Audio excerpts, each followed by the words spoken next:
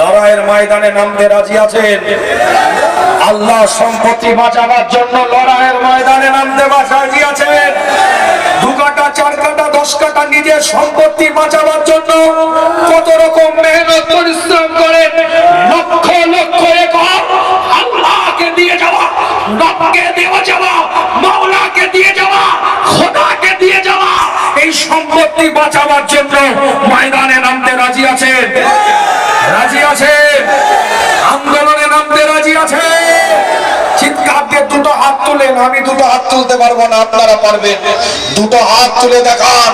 আল্লাহ তোমার এই বান্দাগুলো তোমার নেককার বান্দার দরবার থেকে তোমার সম্পত্তি রক্ষা করবে বলে হাত তুলেছে। আল্লাহ তুমি এদেরকে কবুল করো।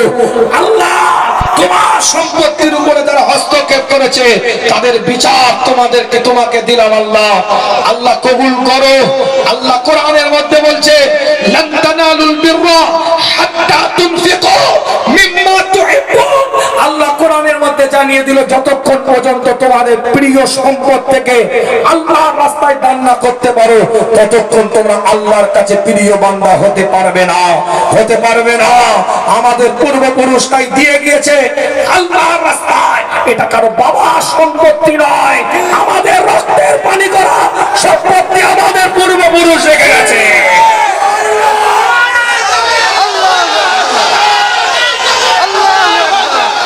একটা মানুষের জবান বন্ধ না থাকে, চিৎকার দিয়ে আওয়াজ দিয়ে বলেন নারায়ে তাকবীর। এখনো চুপ করে আছিস? এখনো মুখ বন্ধ? একটা মানুষের জবান বন্ধ না থাকে, চিৎকার দিয়ে বলেন নারায়ে তাকবীর, নারায়ে তাকবীর, নারায়ে তাকবীর। সিলসিলায়ে ফুরফুরা শরীফ ভারতবর্ষ, ভারতবর্ষ হাজী ইসহাক হুজুরের বাৎসরিক মাহফিল পিসালে সাবা।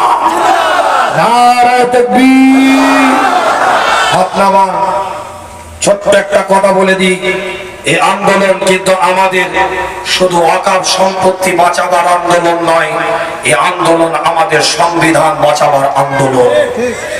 আর্টিকেল 14 আমাদের অধিকার দিয়েছে, আর্টিকেল 25, আর্টিকেল 26, আর্টিকেল 27, আর্টিকেল 28 এই এক সংবিধান অধিকার দিয়েছে যদি ওয়াকফ বিল প্রত্যাহার না করা হয়।